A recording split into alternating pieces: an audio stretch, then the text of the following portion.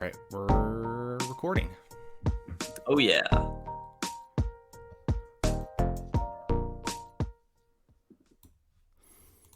All right, welcome back to the Knights of Dissent show, episode 10. Today we're going to be continuing our reading of Cardinal John Henry Newman's The Development of Christian Doctrine, starting with the third criteria from chapter 5, the power of assimilation. R.A.T.S, is there anything you'd like to add before we start? No, I mean, I've been thinking a bit about what we read last week. It's a bit dense for me, admittedly. I'm not into Christian theology like you are. But yeah, I mean, I think it's quite clear that there's a lot of problematic stuff in here. Yeah, I think the Let's get problem started. is, well, hold on. I think one of the problems is a lot of the times people try to summarize Newman's 7 criteria, and it results in almost like a too favorable interpretation of what he wrote, because if you really compress his writing into bullet points, it sounds very defensible. Yeah. But then if you try to read all of it in context, Well, some of the examples he provided were absurd. I mean, obviously, probably the most absurd thing he said was when, Christianity spread through meekness and submissiveness, which is just a lie, of course. Yeah.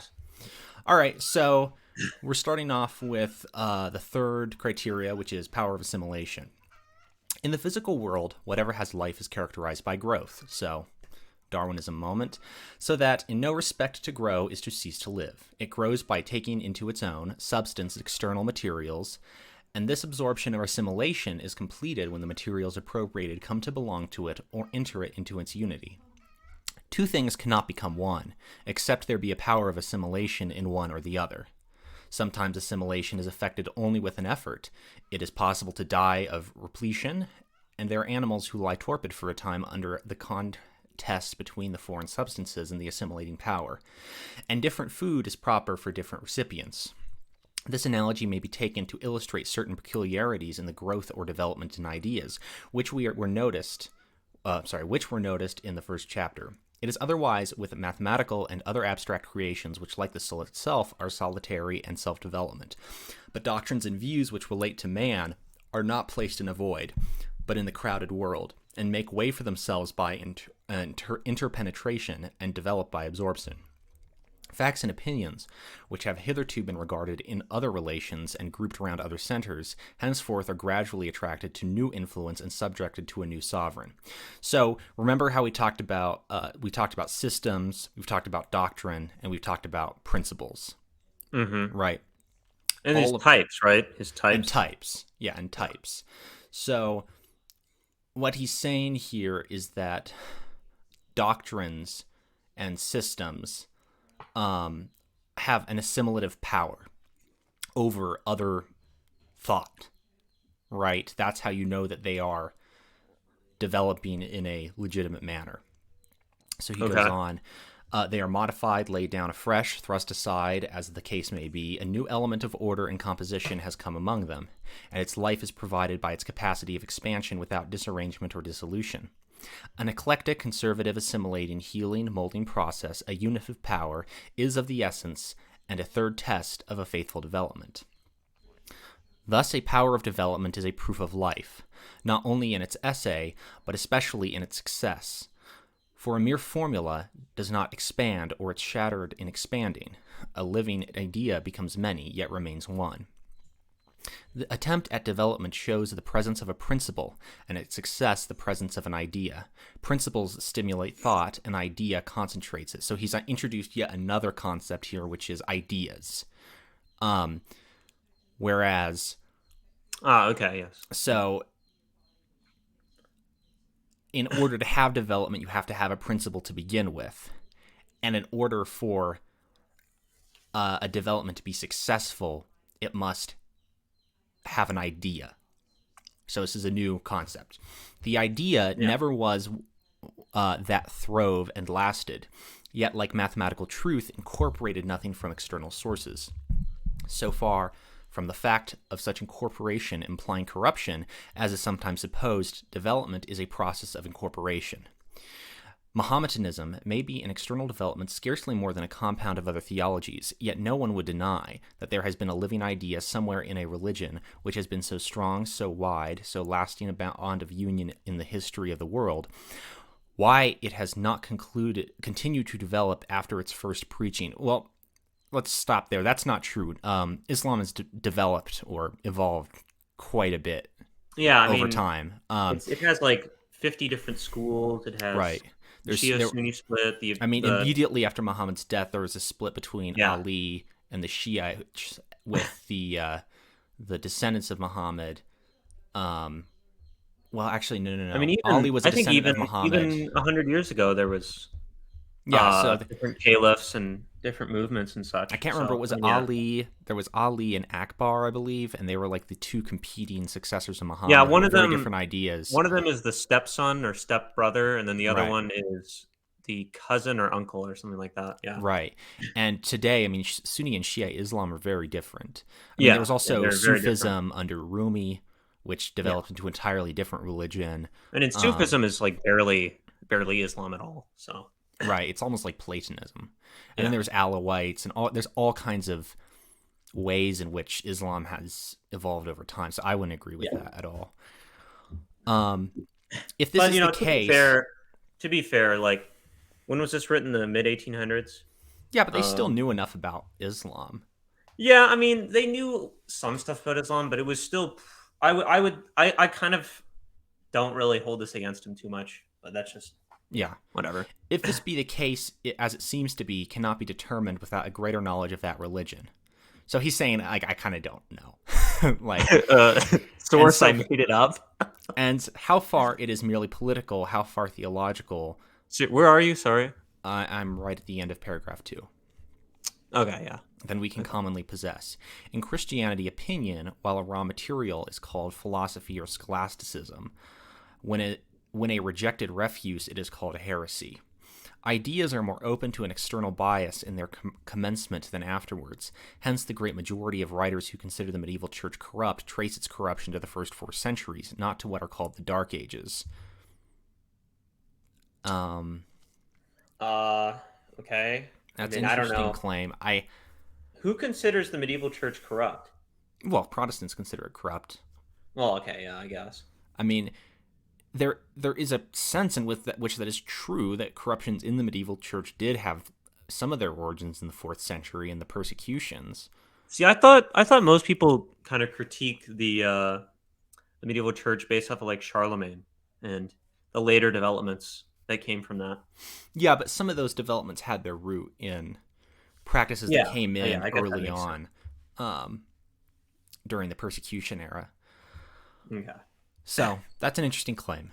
That an idea more readily coalesces with these ideas than with those does not show that it has been unduly influenced, that is, corrupted by them, but that it has an antecedent affinity to them.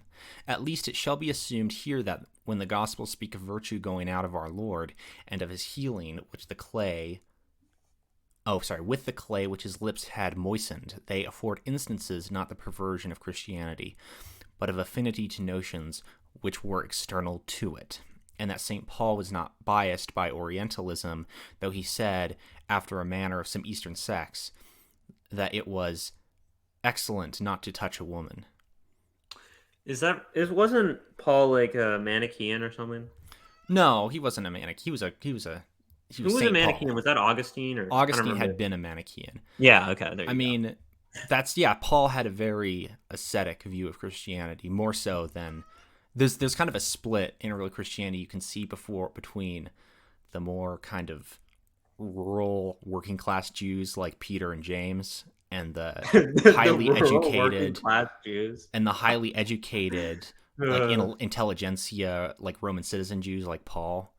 Yeah. Where they're more influenced by like Greek philosophy and Orientalism, it would seem. Mm-hmm. Okay. Whereas the more rural Jews, like base working class Jews, like Peter, are very like grug. Like they're very grug, very Chad. We do Judaism simple as. Thus, in politics too, ideas are sometimes proposed, discussed, rejected, or adopted as it may happen, and sometimes they are shown to be unmeaning and impossible. Sometimes they are true, but partially so, or in subordination to other ideas, with which, in consequence, they are as wholes or in part incorporated. As far as these have affinities to them, the power to incorporate being thus recognized as a property of life. Mr. Bentham's system, so he's talking about Benthamite utilitarian philosophy, was Okay, an yeah. attempt to make a circle of legal and moral truths, developments of certain principles of his own, whose principles of his may, if so happen, prove unequal to the weight of truths which are eternal, and the system founded on them was may break into pieces, or again, a state may absorb certain of them for which it has affinity. For that is, it may develop in Benthamism, yet remain in substance what it was before. In the history of the French Revolution, we read of many middle parties who attempted to form theories of constitutions short of those which they would call extreme, and successfully failed from the want of power, or in reality in their characteristic ideas. The semi-Arians attempted a middle way between orthodoxy and heresy, but could not stand their ground.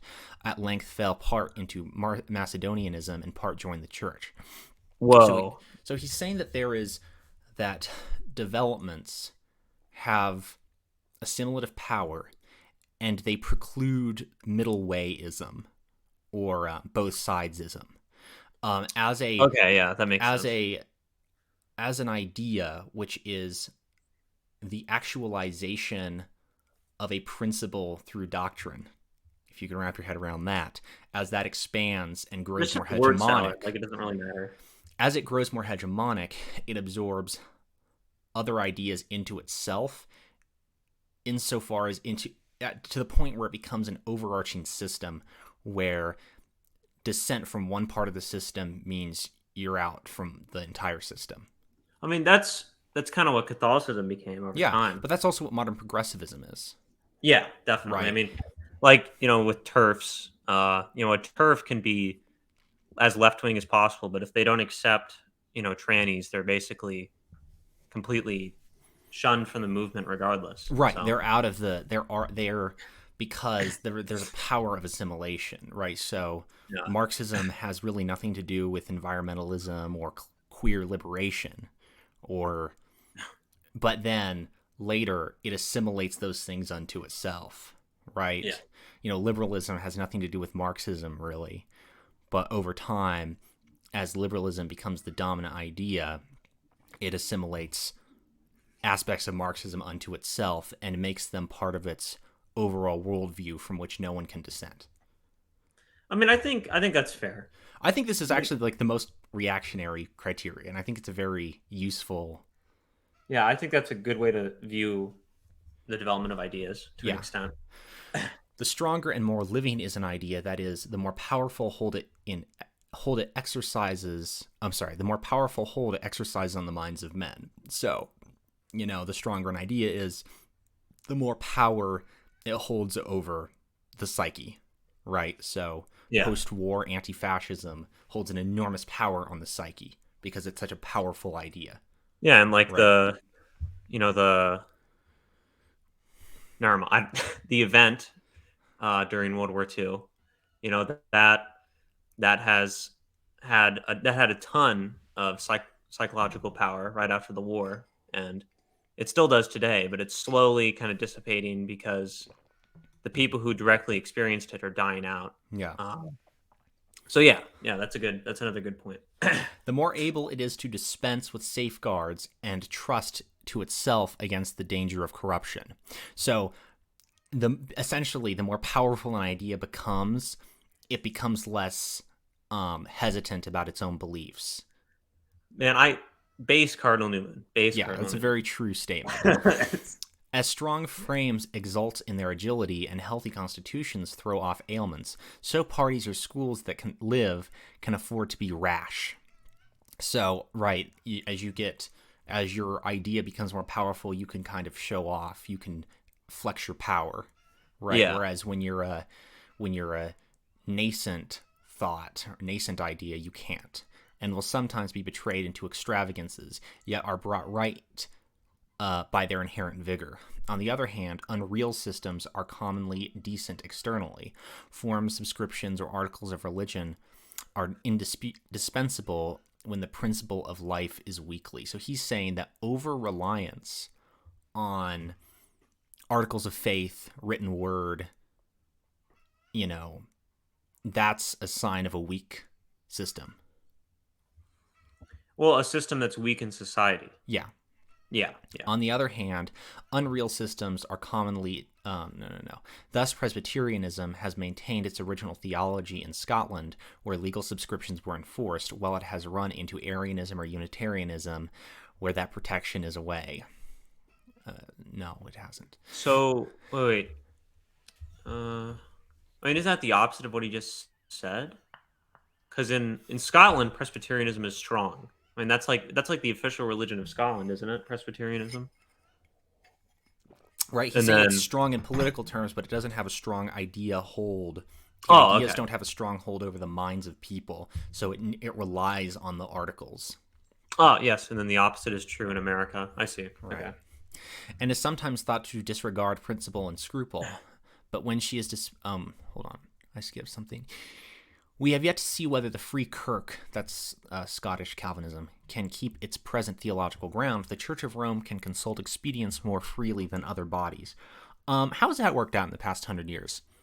Wait, so... Has that worked out well in the past 100 years? I don't know if that's worked out well at all.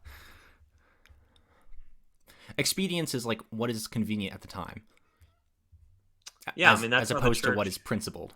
That's what churches should be doing, with like Norma Sordo and like acoustic guitars during mass. Like, yeah, that brings people in the door. Yeah, it's worked 50% of the time. It works every time. Expediency is very useful. As trusting to her living tradition, and is sometimes thought to disregard principle and scruple when she is but dispensing with forms. Thus, saints are often characterized by acts which are no pattern for others, and the most gifted men, by reason of their very gifts, sometimes led into fatal inadvertence. Hence, vows are the wise deference of unstable virtue, and general rules the refuge of feeble authority. That's interesting. He says, hence vows are the wise defense of unstable virtue. Interesting. That's kind of like that's a bit subversive. I mean, I don't know. Well, no, he's just going back to what he said with. Yeah. I mean, you like Protestantism in like the 1500s when it was just starting is an unstable virtue, right? Right. And then it's the same thing for the general rules being for a feeble authority. Yeah. And I mean, this is like the most agreeable thing. I mean, it is subversive. This is correct, but it's subversive. It's kind of like some of Lenin's writings about power and stuff. It's decent power analysis. Like, this is pretty reactionary power analysis, and much may being used for the wrong side. On the unit of power of faithful developments, which constitutes their third characteristic. All right, that was pretty short. Let's go on to the fourth criteria, which is I do not disavow the third note. Okay. Logic is the organization of thought, and as being such is a security for the faithfulness of intellectual developments. And the necessity of using it is undeniable as far as this, that its rules must be not transgressed. That it is not brought into exercise in every instance of doctrinal developments is owing to the varieties of mental constitution, whether in communities or in individuals with whom great truths or seeming truths are lodged. The question indeed may be asked whether a development can be in any case than a logical operation. But if by this is meant a conscious reasoning from premises to conclusion, of course, the answer must be in the negative. An idea under one or other of its aspects grows in the mind by remaining there. It becomes familiar and distinct and is viewed in its relations. It leads to other aspects, and these again to others, subtle, recondite, original, according to the character, intellectual and moral of the recipient, and thus a body of thought is gradually formed without his recognizing of what is going on within him. And all this while, at least from time to time, external circumstances elicit into formal statement the thoughts which are coming into being in the depths of his mind, and soon he has begun to defend them, and again to further process must take place of analyzing his statements and ascertaining their dependence one on another. And thus he is led to regard as consequences and trace to principles what hitherto he has discerned by a moral perception and adopted on sympathy, and logic is brought in to arrange and to inculcate what no science was employed in gaining. So this is actually interesting. I agree with this whole paragraph. He's saying that there is a logical sequence in the development of thought within a person, but the deductive rationalization from principles is always done after the fact. Right? You have your conclusions, and you come up with principles that you can deductively employ to reach those conclusions. Yeah, I would. Yeah, no one starts from nothing. So yeah, that's just true. I agree with that. And so, in the same way, such intellectual processes as are carried on silently and spontaneously in the mind of a party or school of necessity come to light at a later date, and are recognized, and their issues are scientifically arranged. And the logic has a further function of propagation, analogy, the nature of the case, antecedent probability, application of principles, congruity, expedience, being some of the methods of proof by which development is continued from mind to mind in the establishment of the faith of the community. Yet even then, the analysis is not made on a principle, or with any view to its whole course and finished results. Each argument is brought from an immediate purpose. Minds develop step by step without looking behind them or anticipating their goal, and without either intention or promise of forming a system. Afterwards, however, this logical character which the whole wears becomes a test, and that process has been a true development, not a perversion or corruption. From its evident naturalness, and in some cases with the gravity, distinctness, precision, and majesty of its advance, and the harmony of its proportions, like a tall growth and graceful branching and rich foliage of some vegetable production. The process of development, thus capable of logical expression, has sometimes been invidiously spoken of as rationalism and contrasted with faith, but though a particular doctrine or opinion which is subjected to development may happen to be rationalistic as is the original, such are as its results. And though we may develop erroneously, that is, reason incorrectly, yet the developing itself as little deserves that imputation in any case as such an inquiry into historical fact, which we do not thereby make but ascertain. For instance, whether or not St. Mark wrote his gospel and St. Matthew before him, or whether Solomon brought his merchandise from Tartessus or some Indian port, rationalism is the exercise of reason instead of faith in matters of faith. But one does not see how it can be faith to adopt the premises and unbelief to accept the conclusion. At the same time, it may be granted that the spontaneous process which goes on within the mind itself is higher and choicer than that which is logical, for the latter, being scientific, is common property and can be taken and made use of by minds who are personally strangers in any true sense, both to the ideas in question and to their development. Thus, the holy apostles would, without words, know all the truths concerning the doctrines of theology, which controversialists after them have piously and charitably reduced to formulae and developed through argument. Thus, St. Justin or St. Irenaeus might be without any digested ideas of purgatory or original sin, yet have an intense feeling, which they have not defined or located, both of their fault of our first name and the responsibilities of our nature regenerate.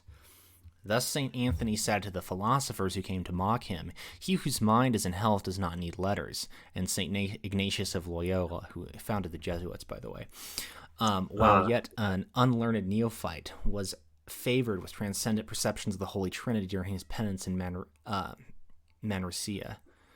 Thus, St. Athanasius himself is more powerful in statement and exposition than in proof, while in Bellarmine we find, Bellarmine was the guy who prosecuted Galileo. We find the whole series of doctrines carefully drawn out, duly adjusted with one another, and exactly analyzed one by one. So he's kind of just comparing like facts and logic versus a spirit? Yeah, sort of an intuition. He's saying that intuition comes first, right? He's claiming here that, well, Justin Irenaeus had this intuition of purgatory. I mean, I'd more or less agree with that. I mean, and then later people people's beliefs are their came foundation for to their logic. came up So, with logical processes to prove them. do you think would Jay Dyer agree with this? I don't think No, he would. no, not at all. No, but yeah, I more or less agree with this. A specimen of logical development is afforded us in the I think you history of skipped Lutheranism. that paragraph before. Oh, okay. The The history of empires. empires and of public men supplies so many instances of logical development in the field of politics that it is needless to do more than to refer to one of them. It is illustrated by the words of Jeroboam, "Now shall this kingdom return to the house of David. If this people go up to sacrifice in the house of the Lord at Jerusalem, wherefore the king took counsel, and made 2 calves of gold, and said to them, Behold thy gods, O Israel. Idolatry was a duty of kingcraft within the schismatical kingdom."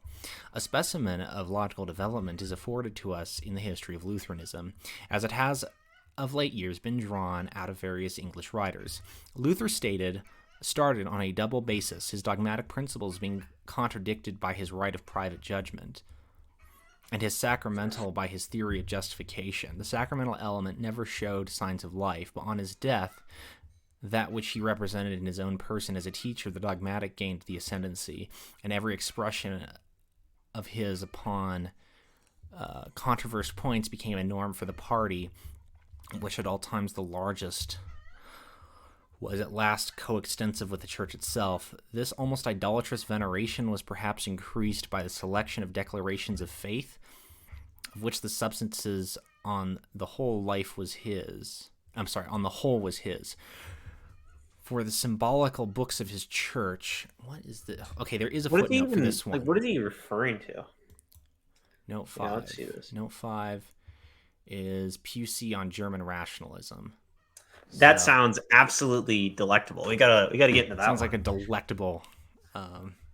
Delectable text. Next, a reaction took place. Private judgment was restored to supremacy. Wait, where are you? You should be at Diodorus, right? No, I'm right here after note 5. Next, a reaction took You're at the place. top of the Private page. judgment was restored to the supremacy. That happened when Luther was still alive, though.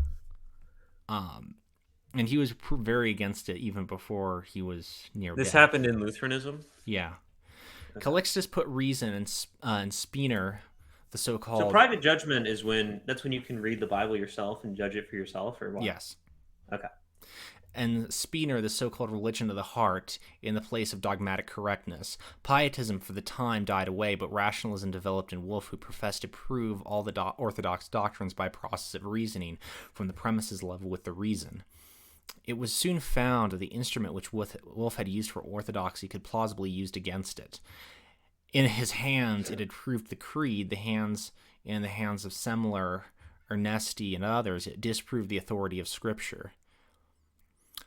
What was the religion to be made to consist of now? A sort of philosophical pietism followed, or rather Spener's pietism, and the original theory of justification were analyzed more thoroughly and issued in various theories of pantheism. Yeah, that was a very fringe movement, though, which from the first was at the bottom of Luther's doctrine and personal character. Again, like, he'll claim some weird stuff about Luther in here. Luther never indicated any kind of pantheism. And this Luther was a pagan, it's confirmed. And this appears to be the state of Lutheranism at present. Whether we view it in the philosophy of Kant, or in the open infidelity of Strauss, or in the religious professions of the new evangelical church of Prussia. Applying this instance to the subject, which had been here brought to illustrate, I should say that the equable and orderly march and natural succession of views, by which the creed of Luther has been changed into an infidel or heretical philosophy of his present representation, is a proof that change is no perversion of corruption, but development of the original idea. So he's saying that if that through logical sequence, what comes out, he's reiterating his preservation of the type. He's just saying that the type is preserved through logical sequence. Let's apply that to the Roman Catholic Church for the past 100 years. I mean, this is the proper progression of the church. Clearly. Yeah, it's a logical sequence. Like Francis putting on a pagan headdress, like that's what's supposed to happen. This is but one of the many instances which the history of the church supplies us. The fortunes of a theological school are made in a later generation the measure of a teaching or its founder. The great Origen, after his many labors, died in peace. Well, he died a heretic, so I don't know what that's What about. was Origin? I know he was some. Yeah, What he did was he kind of die as? nut. What year? No, what did he die as? What was his views? Um, I think he was some kind of Aryan, like kind of Proto-Aryan. Okay, okay. Um, his immediate pupils were saints and rulers of the church. He has the praise of St. Athanasius, St. Basil, and St. Gregory of the Nazarene, and furnishes materials to St. Ambrose and St. Hilary. Yet as time proceeded, a different heterodoxy was growing as the result of his theology. I mean, that started when he was still alive. And that was definitely there when he was So alive. is he the origin point of Arianism? Probably not. That was Arius, right? Yeah. Yeah. And at length, 300 years after his death, he was condemned, and as generally could be considered in an ecumenical council. Diodorus of Tarsus says Tillemont died at an advanced stage in the peace of the church, honored by the praises of the greatest saints, and crowned with a glory which, having ever attended him throughout his life, followed him after his death. Yet St. Cyril of Alexandria and Theodore of Mopsuestia, and the true authors of Nestorianism and Origen, and he was placed in the event by the Nestorians among their saints. Theodore himself was condemned after his death by the same council which is said to have condemned Origen, and is justly considered the chief rationalizing doctor of antiquity. Yet he was in the highest repute in his day, and the Eastern Synod complains, as quoted by Facundus, that blessed Theodore, who died so happily, who was so eminent a teacher for 45 years, and overthrew every heresy in his lifetime, experienced no imputation from the orthodox now after his death so long ago, after his many conflicts, after his 10,000 books composed in refutation of errors, after his approval at the sign of priests, emperors, and people, runs the risk of receiving the reward of heretics, and of being called their chief. There is a certain continuous advance and determinate path which belong to the history of a doctrine, policy, or institution, and which impress upon the common sense of mankind that which ultimately becomes is the issue of what it was at first. So again, he's reiterating preservation of the type. Mm-hmm. This sentiment is expressed in the proverb not limited to Latin, exitus acta probat, that is, sanctioned by divine wisdom. When warning us against false prophets, it says, "Ye shall know them by their fruits." A doctrine, then, professed in its mature years by philosophy or religion is likely to be a true development, not a corruption, in proportion as it seems to be the logical issue of its original teaching. I mean, yeah, I don't entirely disagree with that. If a doctrine goes through what he calls logical sequence and it eventually churns out something terrible, it can mean that the original material was bad. Yeah. I mean, I mean, what well, about? Go I ahead. mean, like, I think Islam is a pretty bad religion, but it's produced some good systems and some stable societies. So, I mean, the opposite can be true as well. Yeah, I mean, I mean, because looking like at Islam is like a primitive Arab religion that was designed to conquer the world. That's basically I what it mean, is. Newman himself has been dubbed the father of the Second Vatican Council, even though he died more than Who 50 years. Newman? Yeah, Yeah. even though he died more than half a century before it started.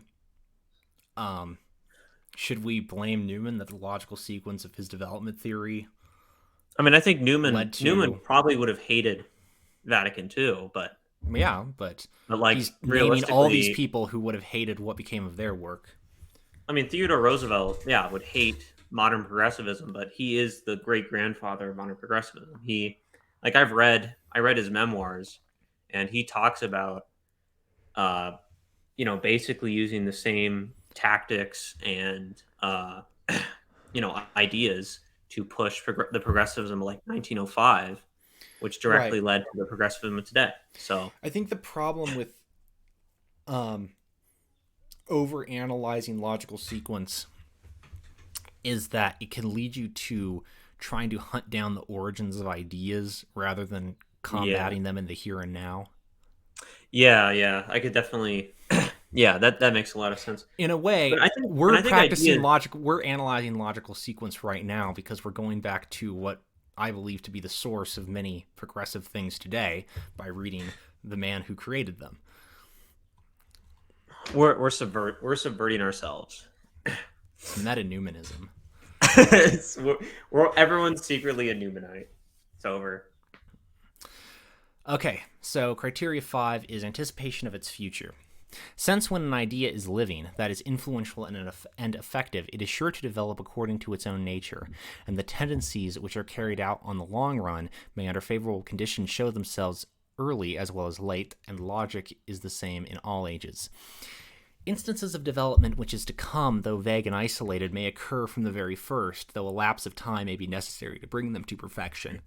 And since developments are in great measure only aspects of the idea from which they proceed, and all of them are natural consequences of it, it is often a matter of accident in what order they are carried out in individual minds. And it is no wise strange that here there are definite specimens of advanced teaching that should very early occur, which in the historical course are not found until a late day. The fact, then, of such early recurring intimations of tendencies which afterwards are fully realized is a sort of evidence that those later and more symmetrical filaments are only in accordance with the original idea. So what he's saying here is that there's someone pushing the envelope, right? Yeah. And that may not be seen. That the fact that was, in his view, a legitimate development may not be seen until much later. Which you could say with this book itself. I mean, yeah. Yeah, okay. Nothing is more common, for instance, than accounts or legends of the anticipations which great men have given in boyhood of the bent of their minds, as afterwards displayed in their history, so much that the popular expectation has sometimes led to the invention of them. The child Cyrus mimics a despot's power, and St. Athanasius is elected a bishop by his playfellows. It is noticeable that in the 11th city, when the Russians were but pirates upon the Black Sea, Constantinople was their aim, and that a prophecy was in circulation in the city that they should one day gain possession of it. So it's almost like a fatalistic worldview. What? What is he even talking about? He's saying Russian pirates? Like, I don't know. I understand what he means, but like the Russian pirates in the Black Sea, like I don't know about that. I'm guessing he's talking about like the Rus. Yeah, the Rus Rus coming Vikings, into the Black Sea. Yeah. Okay. Okay. Yeah. Okay. In the reign of James I, we have observed anticipation of the system of influence in the management of political parties, which was later developed by Sir R. Walpole a century afterwards. This attempt is traced by a living writer to the ingenuity of Lord Bacon. He submitted to the king that were the expedients for more judiciously managing a House of Commons. That much might be done by forethought towards filling the House with well-affected persons, winning or blinding the lawyers, and drawing the chief constituent bodies of the assembly, the country gentlemen, the merchants, and the courtiers, to act for the king's advantage. And that would be expedient to tender voluntary certain graces and modifications of the king's prerogative. The writer adds, this circumstance, like several others in the present reign, is curious as it shows the rise of a systematic parliamentary influence, which was one day to become the mainspring of government. Okay. Arcelsius and Carneades, the founders of the later academy, are known to have innovated on the Platonic doctrine by inculcating a universal skepticism. They did this as if on authority of Socrates, who adopted the method of Eronia against the sophists, on their professing to know everything. This, of course, was an insufficient plea. However, could it be shown that Socrates did on one or two occasions evidence deliberate doubts on the great principles of theism or morals? Would any of them deny that the innovation in question had grounds for being considered a true development, not a corruption? It is certain that in the idea of monachism prevailing in ancient times, so I don't know what monachism means. When I first read this, I looked it up. I did a little Googling. I think he's returning to like the monad. It could be. Yeah. Prevalent in ancient times, manual labor had a more prominent place than study. So much so that Durance, the celebrated abbot of La Trappe in controversy with Mabillon, maintained his ground with great plausibility against the latter's apology for the literary occupations for which the Benedictines of France are so famous. Nor can it be denied that the labors such as Mabillon and Montfaucon are at least a development upon the simplicity of the primitive institution, and yet it is remarkable that St. Pachomius, the first author of monastic rule, I think it's monasticism. Monachism is monasticism. Okay. Enjoyed a library in each house and appointed conferences and disputations 3 times a week on religious subjects, interpretations of scripture, or points of theology. St. Basil, the founder of monachism in Pontus, one of the most learned of the Greek fathers, wrote his theological treatises in the intervals of agricultural labor. St. Jerome, the author of Latin verses of Scripture, lived a poor monk in a cell at Bethlehem. These, indeed, were but exceptions in the character of early monachism, but they suggested the capabilities anticipated its history. Literature is certainly not inconsistent with this idea. In the controversy, he's just more or less saying that ideas will have early hintings at their existence in a later time. Right. Yeah, okay. I don't really know. I mean, there are plenty of bad ideas that have early hintings. I'm not sure how useful this is as a way to develop, ascertain true religious development. But it is interesting. Yeah, I'm pretty skeptical. I mean, I don't know. This doesn't seem that useful to me. But in the controversies with the Gnostics in the 2nd century, striking anticipations occasionally occur in the works of their Catholic opponents of the formal dogmatic teaching developed in the Church in the course of the Nestorian and Monophysite controversies of the 5th. On the other hand, Paul of Samosata, one of the first disciples of the Syrian school of theology, taught a heresy sufficiently like Nestorianism, in which that school terminated to be mistaken for it in later times. Yet for a long time after him, the characteristic of the school was Arianism, an opposite heresy. Lutheranism has, by this time, become in most places a simple heresy or infidelity. It has terminated. That's very relevant to today, isn't it? If it has even yet reached its limit. In denial of both the canon and the creed. Okay. How does Lutheranism deny the creed? Well, I don't know. It doesn't deny the Nicene Creed, does it? No. Yeah, so I don't know. Whatever. Nay, of many principles or morals. Accordingly, the question arises whether these conclusions are in fairness to be connected with its original teaching or are a corruption. And it is no little aid towards the resolution to find that Luther himself at one time rejected the Apocalypse. That's the Book of Revelation, and he didn't reject it. There was at the time scholarly debate as to whether the Book of Revelation should be canonical. We need to get Ryan on this. Yeah, he would debunk Newman. He didn't deny the Apocalypse or reject it wholly. He just was skeptical of it. He called the Epistle of Saint James Stramenia, condemned the word. Okay, so no, he didn't. Trinity condemned. Okay, he condemned the word Trinity. I mean, that's something. When I first read this, there's no footnote for this. Footnotes. Of course, I made it up. I have not been able to find anything referencing Luther condemning the word Trinity. I doubt he just made this up, but he probably heard it from someone. I think this is from some. Again, this is one of those things where, Newman's knowledge of certain periods of history is kind of shaky. No, I don't think there's any basis to this at all. I think it's kind of embarrassing. I think it's embarrassing to write something like this and not. I mean, obviously, citations in the 1800s were not as common. But you can tell when he talks about church fathers, he puts citations in because it's something he's knowledgeable about. Well, once you go to a library and do some research where you added this to your text, but whatever. Fell into a kind of Eutychianism in his view of the Holy Eucharist. Okay, again, source, and in a particular case, sanctioned bigamy. Okay, again, that's fake. He sanctioned bigamy. I do know what this is referring to. So there was some German prince. There was some German prince who was very horny, during the era of Luther. And Based. he wanted to get a second wife. And he Very basically pagan. sent this letter to Luther saying, I want to get a second wife. And Luther said, no, you can't get a second wife.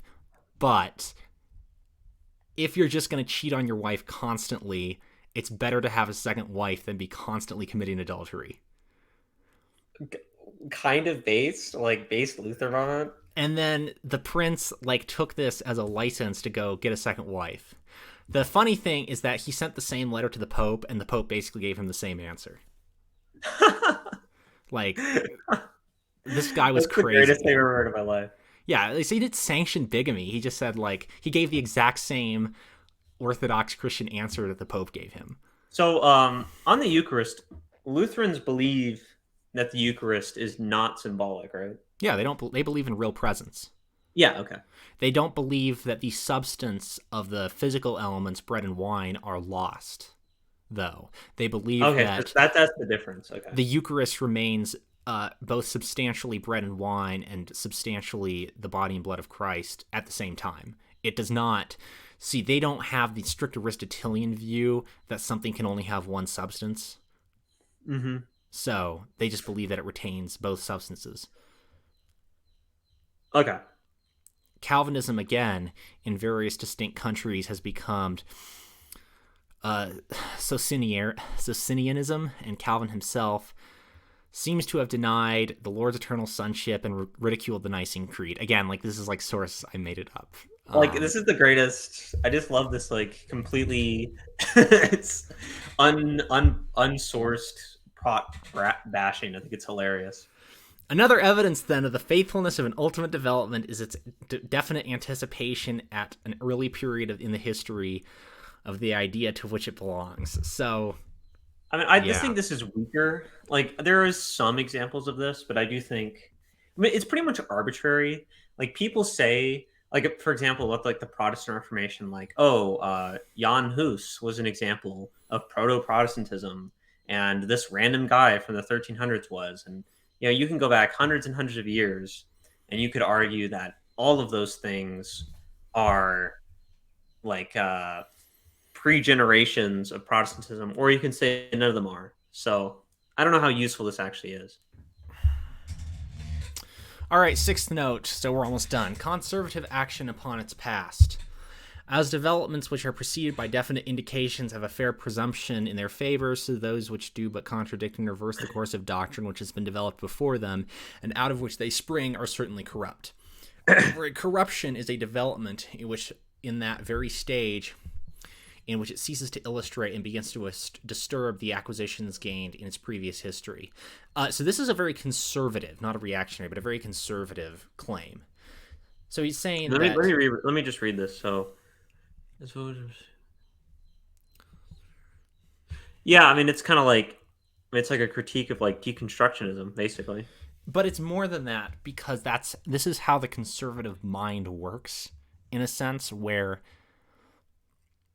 the development, as we see in the progressive regime, reinforces the things that allowed it to come into being. Right? Yes. Yeah. As the next thing becomes controversial, the old thing becomes unthinkable to question. Yeah, we've seen this with gays over the last decade. Yeah. Yeah.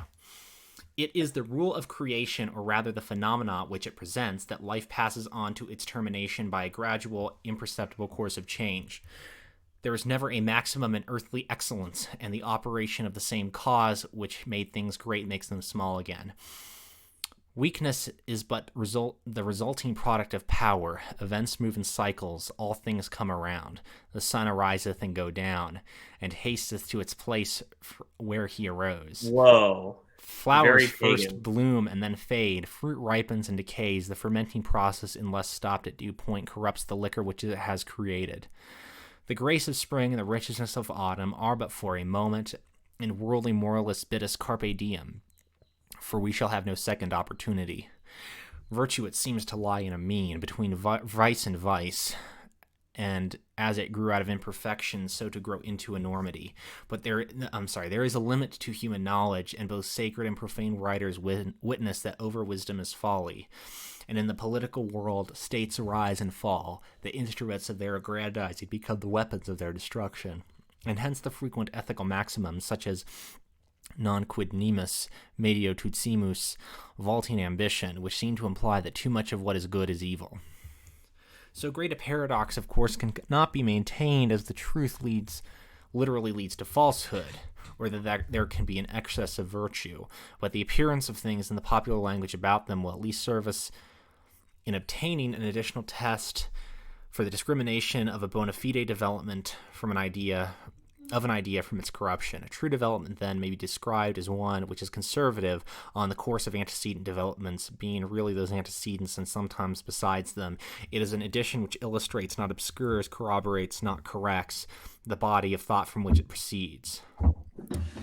And this is its characteristic as contrasted with a corruption. Yeah, so this is like pure conservatism in its true form. Yeah. For instance, a gradual conversion from false to true religion plainly has much of the character of a continuous process or a development in the mind itself, even when the true religions, which are at the limits of this course, are antagonists. Now let it be observed that such a change consists in addition and increase, chiefly not in destruction. True religion is the summit perfection of false religions. It combines in one whatever there is good, and true separately remaining in each. And in like manner, the Catholic Creed is for the most part a combination of separate truths which heretics have divided among themselves in error in dividing, so that in matter of fact a religious mind were educated and sincerely attached to some form of heathenism or heresy, and were brought under the light of truth, it would be drawn off from error into truth, not by losing what it had, but by gaining what it had not but by being unclothed, but by being clothed upon.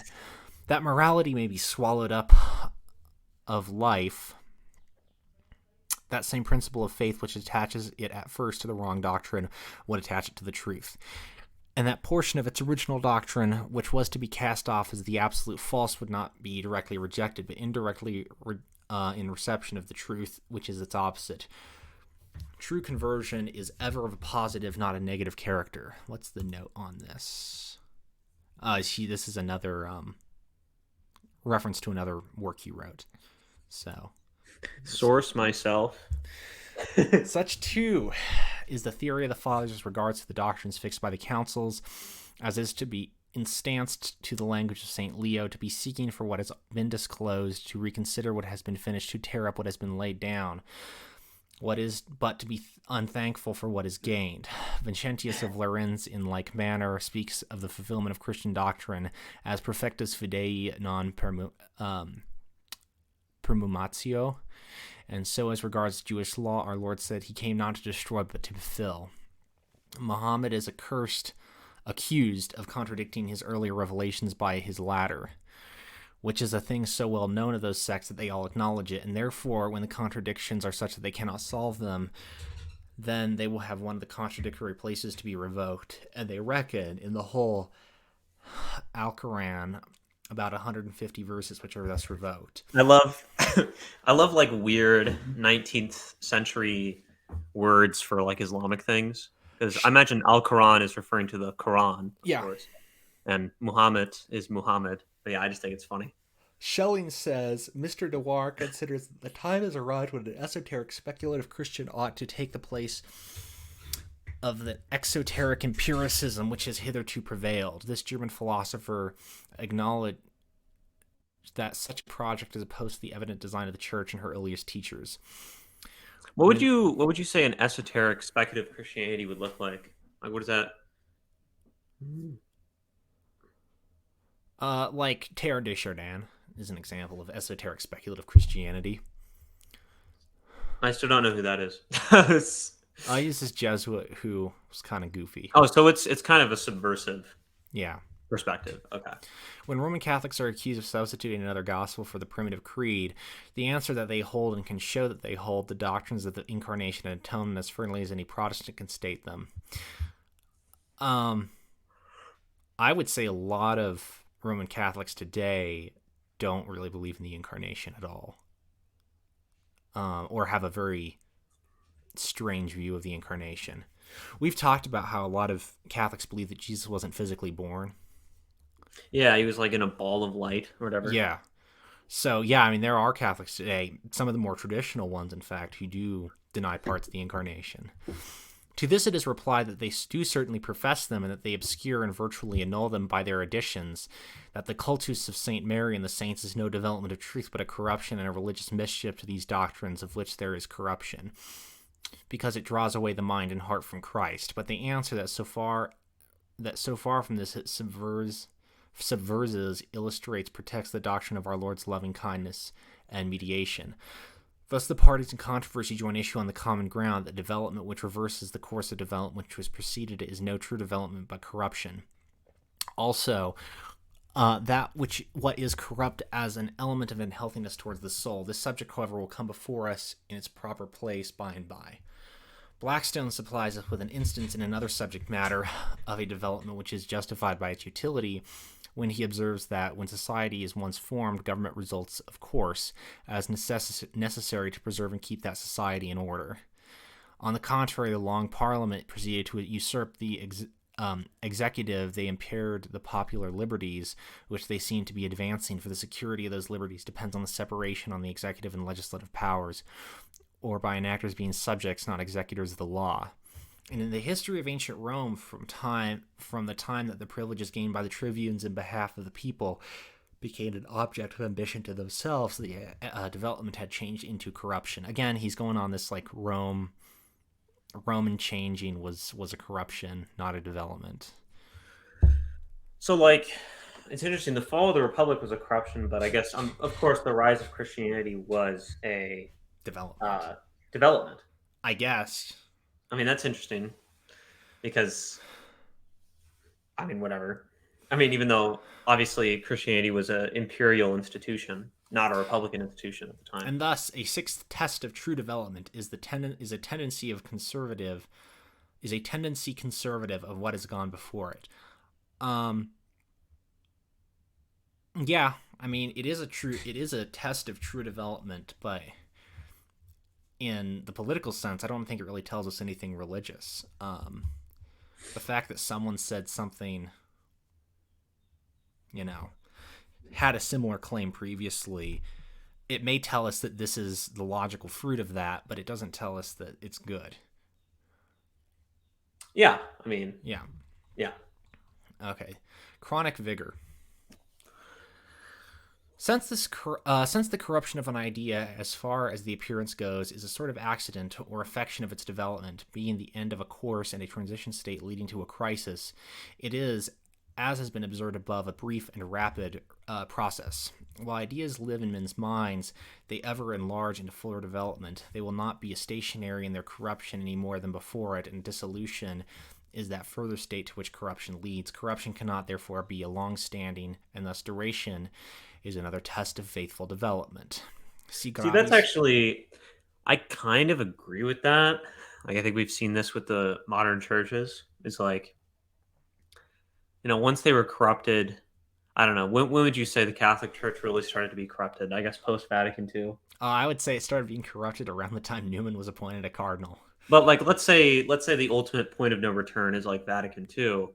Ever since then, it's really been accelerating into decline very quickly. I mean, it's like a hockey stick graph. It's like flat for a very long time, and then it's just downwards very quickly. Hold on. That may be true for ideas, but I don't think it's true for like governments or societies. Yeah, sober men are indisposed to change in civil matters, and fear reforms and innovations, lest, if they go a little too far, they should at once run to some great calamities before a remedy can be applied.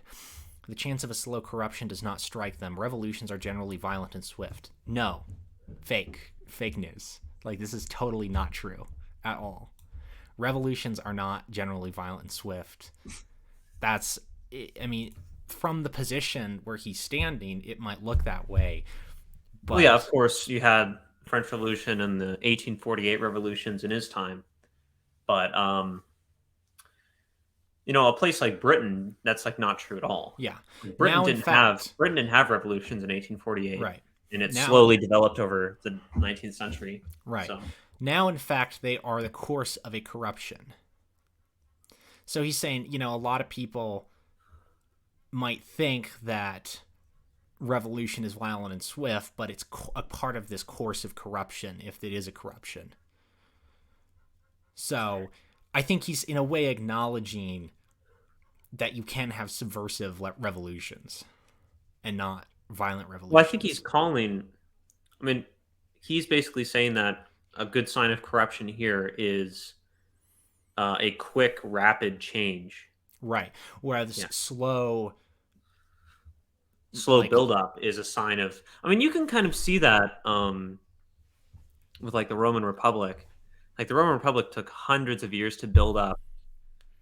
Just in Italy, it conquered one city at a time and slowly built up, and then it started snowballing more and more, and then it, very rapidly, the Republican institutions it built up over hundreds of years were subverted by the emperors, and then it became a empire.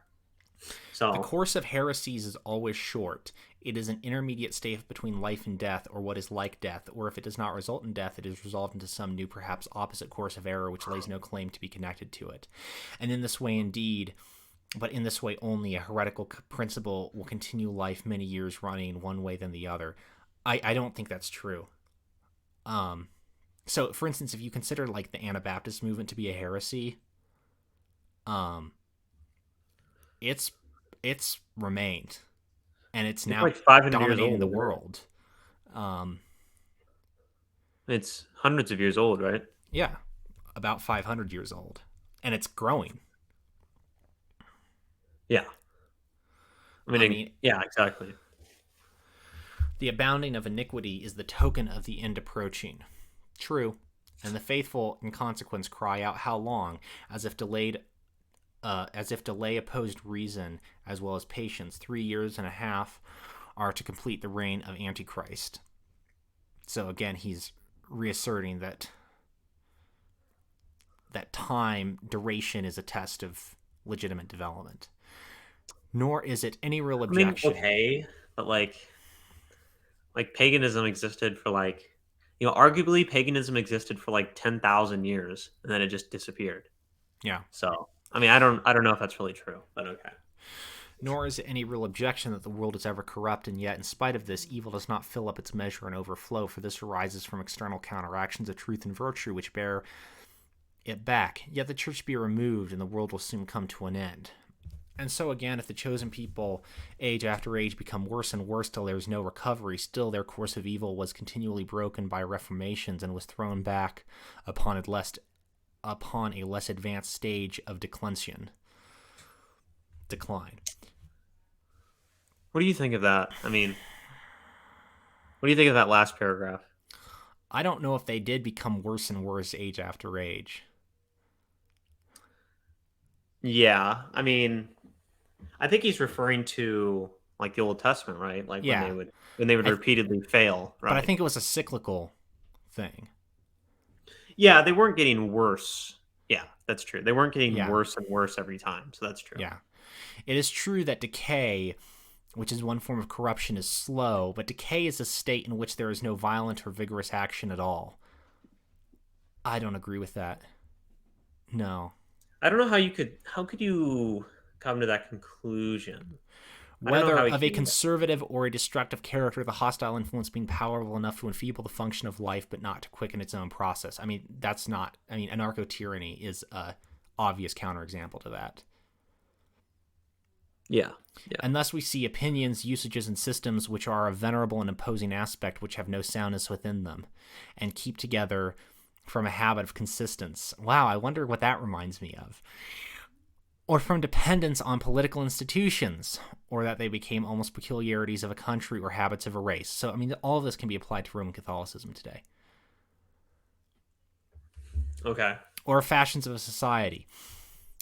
And then, at length, perhaps, they go off suddenly and die out under the first rough influence from without. Such are the superstitions which pervade a population. like some ingrained dye or inveterate odor, at which at length come to an end because nothing lasts forever, but which run no course and have no history. Such was the established paganism of classical times. Really? Which was the fit subject of persecution, for its first breach made it crumble and disappear. For its first what? I don't even First breath made it its crumble and first disappear. breath. Okay, so such apparently the state of. Okay, sorry. You would go ahead. Go ahead. Okay. Such apparently is the state of the Nestorian and Monasticite communities. Such might have been the condition of Christianity had it been absorbed by the feudalism of the Middle Ages. How was Christianity not absorbed by the feudalism of the Middle Ages? But whatever. Such too is that Protestantism, or as it is sometimes called itself, attachment to the establishment, which is not infrequently the boast of the respectable and wealthy among ourselves. I mean, attachment to the establishment is something that all churches have had throughout history that have actually succeeded. I mean, like, feudalism would not have existed without Christianity, without Catholicism. It would not anything close to the same form. I don't think Catholicism in Europe would have survived without absorbing the feudal system or being absorbed into that system. And he's calling that a corruption of Catholicism in the first place. He's saying if it had happened, he doesn't think it did happen. Well, therefore, it was corrupted. I mean, I think that's ridiculous. Like, Catholicism is meant to be experienced within a society. And specifically within a feudal society. I mean, yeah, it's not that's like where all of the major so-called developments occurred. I mean, I guess he's trying to like have like a perfect individual form of Catholicism outside of a society, like a Platonic Catholicism, or like modern like overly online Catholicism, where like you don't really interact outside of your Twitter space or something. Yeah. Whether Mohammedanism, external to Christendom, and the Greek church within it fall in under this description is yet to be seen. Circumstances can be imagined which would even now rouse the fanaticism of the Muslim, and Russian despotism does not meddle with the usages, though it may domineer over the priesthood of the national religion. So he's saying, well, did the Greek church, he means like Eastern Orthodoxy, was that kind of absorbed by Islam? Well, we don't know yet.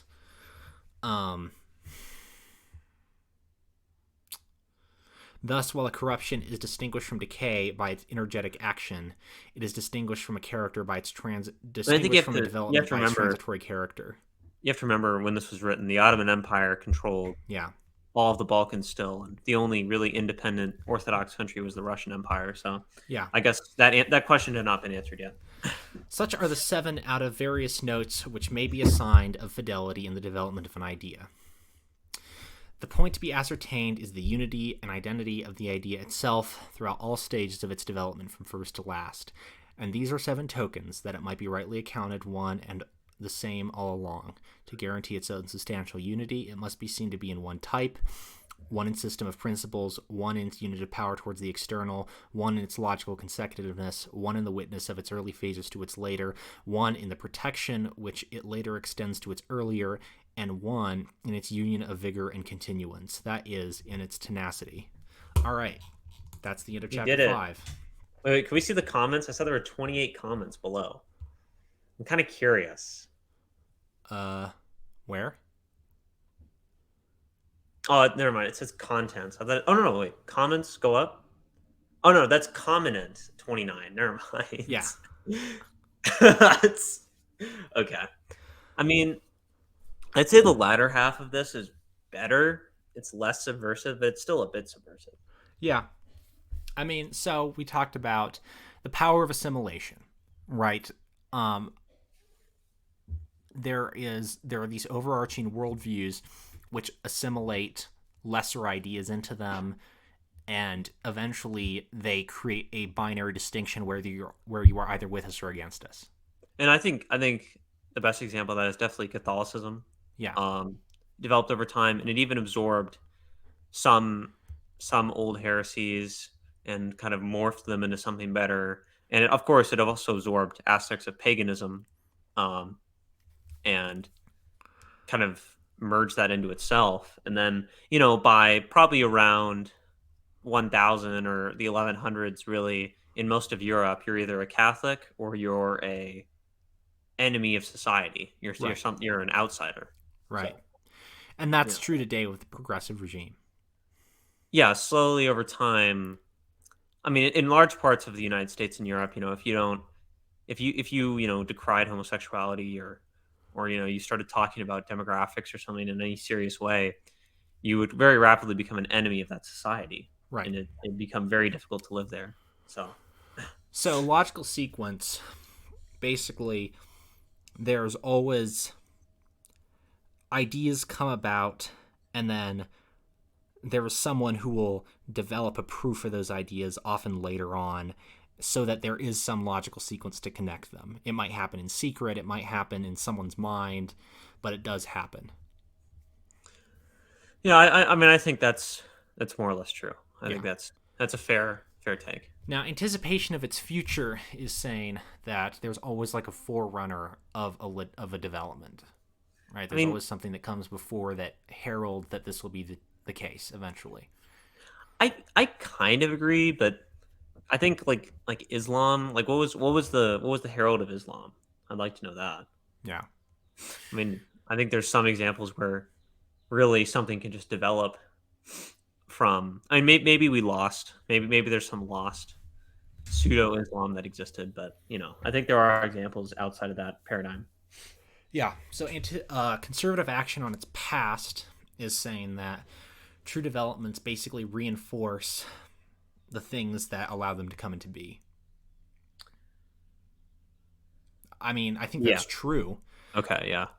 I don't think that's a good litmus test for good religion, but it is true that um, these overarching systems do reify the things that allow them to come into be. I mean, Martin Luther King is an example of this, right? And His obviously, in Catholicism, the early converts fed to the lions, and all the old saints. Like that's kind of an example. yeah, and even the pagans that created the philosophy that underlies scholasticism. Yeah, I mean, like I remember like a lot of ortho bros think like Plato or whatever is in like heaven or something. Like Well, so. Orthodox, I mean, a lot of Orthodox don't, but Catholics do. Yeah, like whatever. But like yeah, a lot of people like I've seen a lot of Christians kind of take pagan philosophers that maybe agree with some of their parts, and they just say, well, these are basically pseudo Christians. Or I've also seen that they say they must have had a Greek translation of the Old Testament in their possession that we just don't know about, or Right. whatever. Yeah. And then finally, chronic vigor developments last in time. They don't just they're not sudden violent movements. They are slow, deliberate actions that maintain Which that retain control over a society for a long time. honestly, I kind of agree with that. I do think typically better ideas take a long time to develop, Right. and grow in a society. I mean, Christianity took 500 years before it was really Right. the Right. dominant worldview of Europe. So Right. yeah, Well, all in all, what did you think? I think this is pretty subversive. I think he had some good points in his latter half, but I Yeah. really do think that I can definitely see to do a Newmanian analysis of Newman's work. I think we can see the hintings of Vatican II Catholicism in this document. Right. Yeah. So So, yeah, who are complete the disavow. modern Newmanites? Who thinks this way today?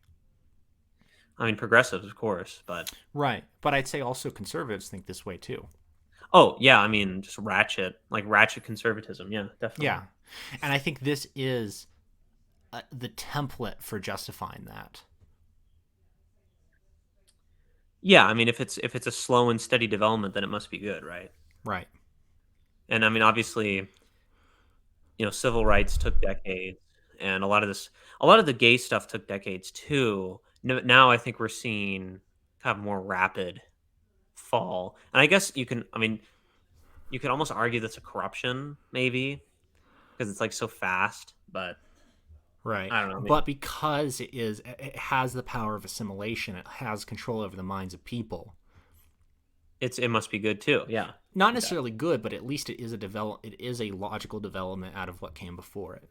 Yes. That's the proper way to put it. Yeah. I mean, like if you believe in Ben Shapiro conservatism, you really don't have a leg to stand on, and Right. that's the problem. If you believe in the boomer truth 1945 worldview, what why do you have any problems with human beings expressing themselves as individuals in any way they choose?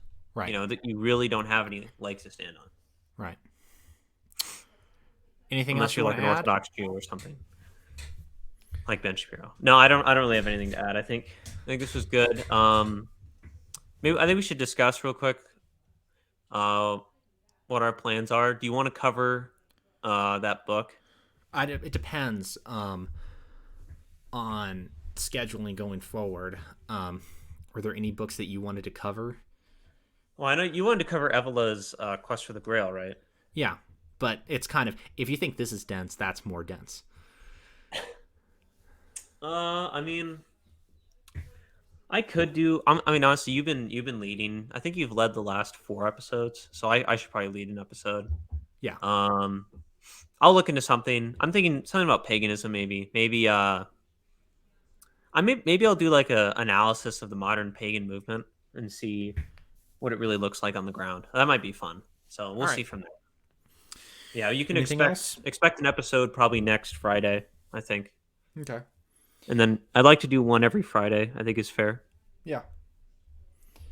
Do you have? I mean, I do have like a full time gig this summer, Yeah. so I imagine you do too. So we'll be busy. All right.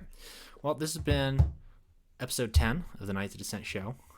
Thank you so much for watching. We'll hopefully be back with you next week with some more great content. See you later.